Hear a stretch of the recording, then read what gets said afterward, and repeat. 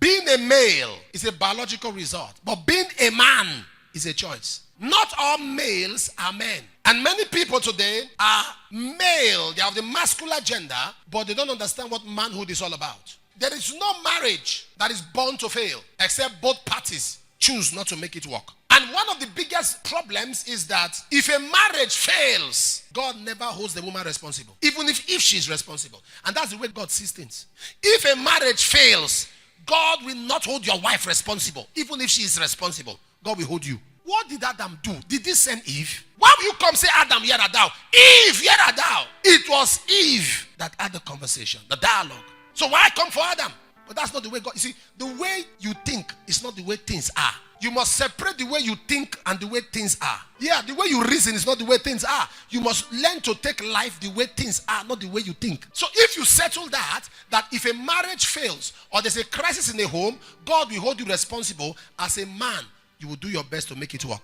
It's like you're an organization and there is fraud in your department. Who is head? The head of the department.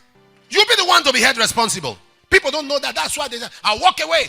If this marriage was, you can go. Sir, so long you are in this kingdom, we have a culture. And in this culture of this kingdom, it is you God will ask. Not Eve, where are thou? So it's the responsibility of a man. Now, this is it. I'm going to give you a few things. It says, in understanding, what makes a man, what makes manhood, is your depth of understanding. There are 50-year-old boys. There are 55-year-old boys. And there are 37-year-old men. It depends on the level of understanding. How you give yourself to understanding. When you lack understanding, you are bankrupt of understanding. For example, have you noticed when Adam came, he said to God, is the wife you gave me? God never gave Eve to Adam. God only presented Eve. God presented. God didn't give. He presented just the way he presented animals. God presented, he said, this is this, to see what he will call them. That is why God never called Eve, Eve. God never called Eve woman. It was Adam that said, this is the bone. God never said, it is the bone of your bone. It was Adam who said.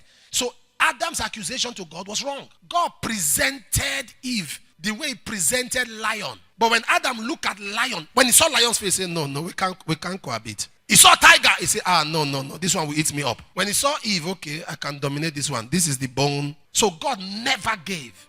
I'm going somewhere. So that this accusation you are blaming God for concerning your home, it is you. You are the one that choose your wife. God didn't give you. God presented her. So why you must live with your wife is that you are living with the consequences of your actions, of your decision. Face it. Are you following what I'm saying? But God endorsed your decision. That's where God got involved. It's now binding between you and him. Now, he said in understanding, be men.